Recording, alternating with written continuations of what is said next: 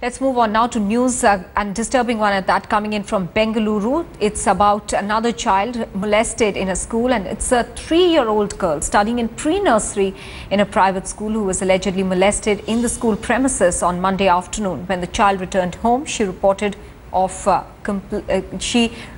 complained to her parents of pain in her private parts. That's when her parents immediately took her to a hospital and lodged a complaint at the Indiranagar police station.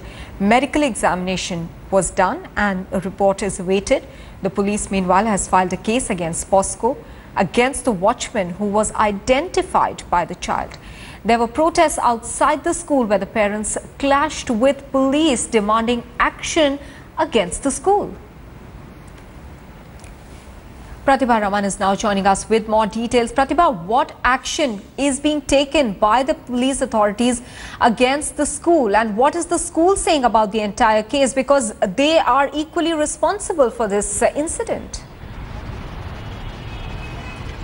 Well, in this particular case, it is a step-by-step process. So now that they've taken the statement from the family, they're waiting for the medical report, which will confirm whether there's been a sexual offense or not.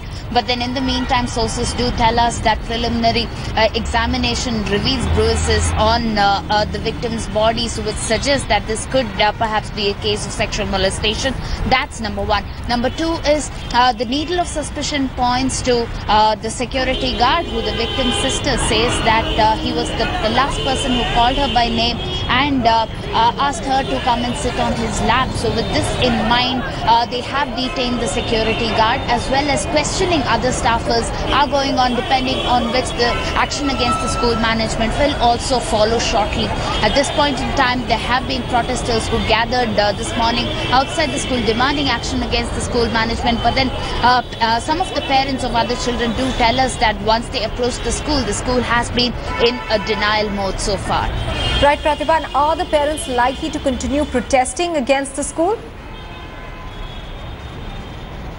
Well, as of now, they're waiting to see what kind of action that the police would bring about. Now that the police is questioning all the staffers, they're waiting to see what will be a statement that will come out of the school management, whether at all they would address the concerns of other parents. So it's generally on a wait and watch mode at this point in time, but then everything can be said only after the medical report and the questioning, as well as the action that will follow by the police. All right, Pratibha, do stay on with us. We also have with us social activist Pramila Nesargi.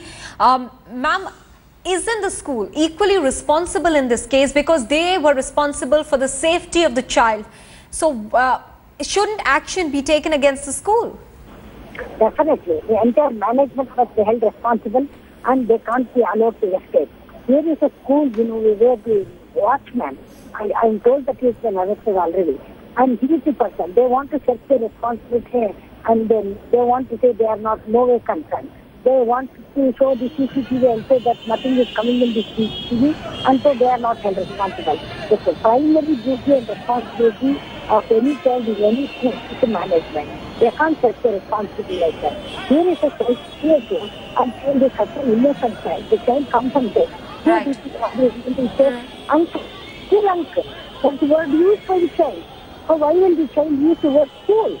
If the school was not responsible. Right. Pramila Nesargi, do you think it is high time for the police to set an example in a case of this nature, because this is not the first one to be emerging from Bengaluru?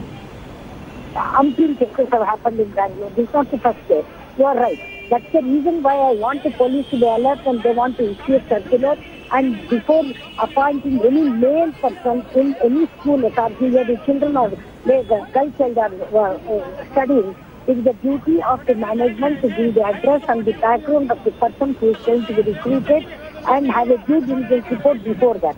I can share with you one other incident, what has happened here. Okay. One of the person who was working in America, he committed a rape of his own daughter. He was arrested. He was deported from America. And can you imagine that person? He has come to Bangalore. Now he has been appointed as one of the schools as a principal. Can you imagine? This is a shocking case. This is a shocking case, Pramila Nesargi, that you're telling us about. Clearly, the schools are learning no lessons. They are not making the environment safe for children. This is heinous crimes are being committed against little children, innocent, unsuspecting children, vulnerable to predators on the loose. No lessons learnt. Are Bengaluru schools unsafe for children? Call us in at 6:30 p.m. and Up South to share your views.